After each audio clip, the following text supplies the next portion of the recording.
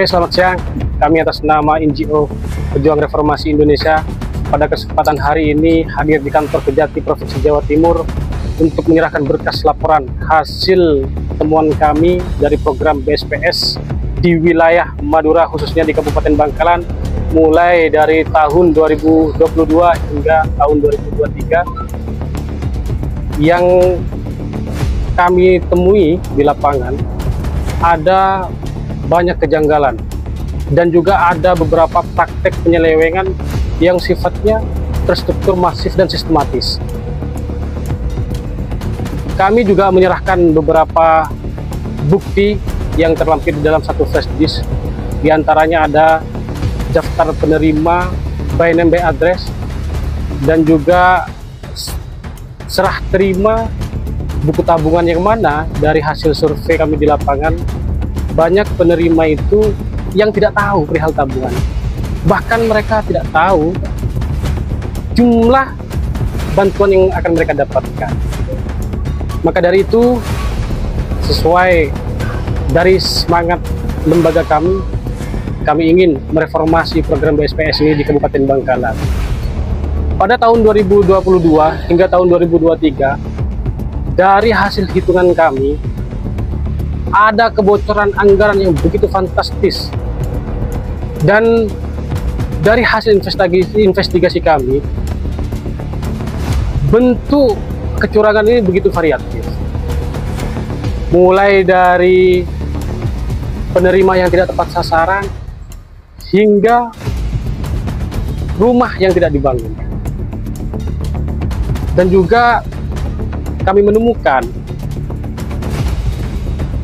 bantuan yang nyampe di penerima itu, ini kan berupa barang, dan itu tidak sesuai dengan nominal yang semestinya, yaitu kisaran dari 7 sampai 9 juta per penerima.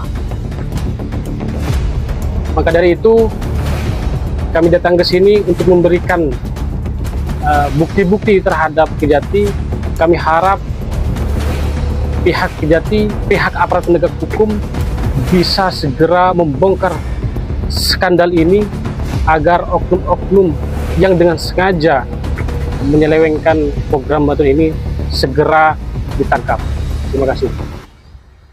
Teman-teman, hari ini kebetulan saya mendampingi Sekjen NGO yang bernama Pejuang Reformasi Indonesia, yang kebetulan hari ini juga melaporkan dugaan kasus tindak pidana korupsi berupa bantuan BSPS setidaknya pada tahun 2022 sampai 2023. Ini adalah bukti tanda terima yang dilaporkan hari ini juga. Teman-teman, seperti yang disampaikan oleh Pak Sekjen tadi, bahwa temuan yang dimaksud adalah berupa adanya dugaan fraud atau penyimpangan terhadap kasus BSPS pada tahun anggaran 2022 dan 2023.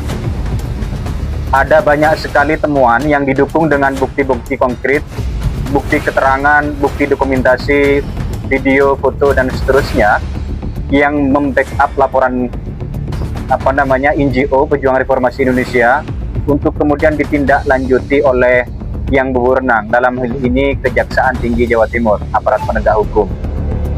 Teman-teman, apa yang disampaikan oleh Pak Sekjen tadi adalah langkah konkret Pejuang Reformasi Indonesia yang betul-betul peduli terhadap keadaan dan situasi program bantuan BSPS di Kabupaten Bangkalan, khususnya tahun 2022 sampai tahun 2023. Hal ini berpotensi banyak sekali aturan-aturan yang dilanggar. Salah satunya Peraturan Menteri PUPR nomor 13 tahun 2016, khususnya lagi ada pada pasal 14, ada pasal 13, dan juga ada pasal 14.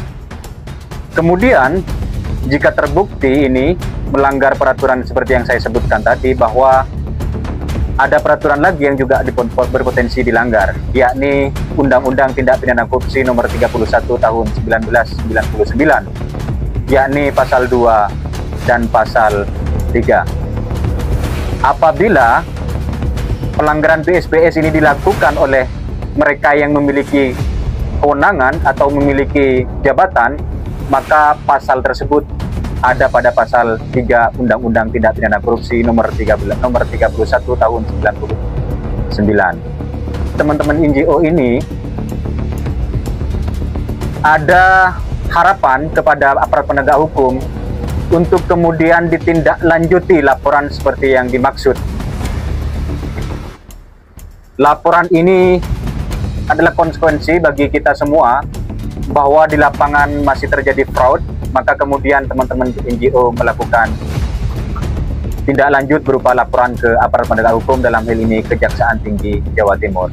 Terima kasih, mudah-mudahan aparat penegak hukum melalui Kejati betul-betul menindaklanjuti temuan, laporan, dan seterusnya ini. Yang terakhir, kami juga pejuang reformasi merekomendasikan kepada aparat penegak hukum, khususnya Kejaksaan di sini, Kejaksaan Tinggi Jawa Timur, untuk melakukan atensi terhadap bantuan BSPS khususnya juga pada tahun 2024. Karena kami pandang berdasarkan keterangan, berdasarkan pemahaman, berdasarkan kesimpulan kami bahwa tahun-tahun tersebut ada motif-motif yang sama yang dilakukan. Sehingga dengan demikian atensi ini menjadi penting terhadap aparat penegak hukum, dalam hal ini Kejaksaan Tinggi Jawa Timur. Terima kasih. Assalamualaikum warahmatullahi wabarakatuh. Kondisi existing ya, bahwa sudah dibangun, tetapi dilaporkan sudah selesai. Nih, ada fotonya di dalam sistem, sudah dilaporkan 100%. Tetapi ini bukan rumah ini, beda ya Pak? Beda, ini rumah yang lain ya. Berarti yang memverifikasi ini siapa Pak? Sehingga mereka juga melaporkan sudah seakan-akan sudah selesai. Tadi yang terlibat komponennya kan banyak ya, ada korlap, ada kemudian tenaga ahli, tenaga lapangan, dan PPK gitu ya. PPK itu sebenarnya lebih banyak di administratif ya. Yang lebih banyak di lapangan dengan tenaga lapangan, korlap, tenaga ahli, dan itu digaji oleh pemerintah dengan tenaga kontrak. Betul. Ya. Yang mengkoordinir mereka di lapangan siapa Pak? Ya PPK. Korkap itu Pak perannya? Iya, Korkap. Namanya Korkap ya. Koordinator lapangan itu. Pak, izin mohon maaf memotong. Apakah ini ada keterlibatan inisiator atau yang mengusulkan Pak? Baik itu secara perorangan atau secara lembaga? Ya, saya tidak bisa menduga ya. Saya harus sesuai dengan fakta di lapangan ya. Nggak bisa menduga, nggak boleh menduga atau menfitnah orang ya. Seudon apa nggak boleh Pak? Jadi bagi inisiator memang tidak masuk kategori yang akan dimintai keterangan kira-kira? Inisiator itu kan hanya mengusulkan nama ya.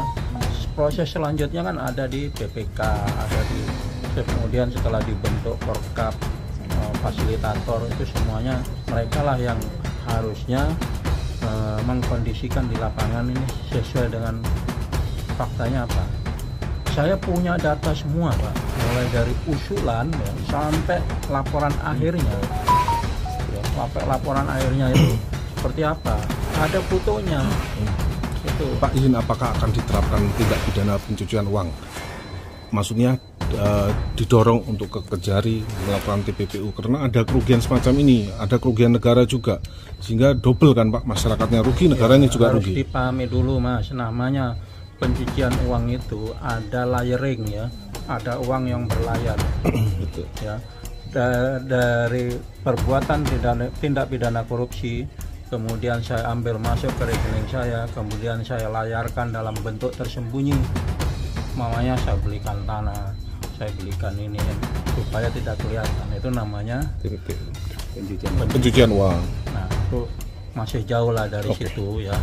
Apakah sampai ke sana ya nanti urusan penyidik ya.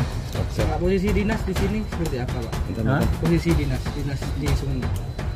Ya, posisi dinas ya tidak ada komponen apa-apa dalam hal struktur organisasi proyek.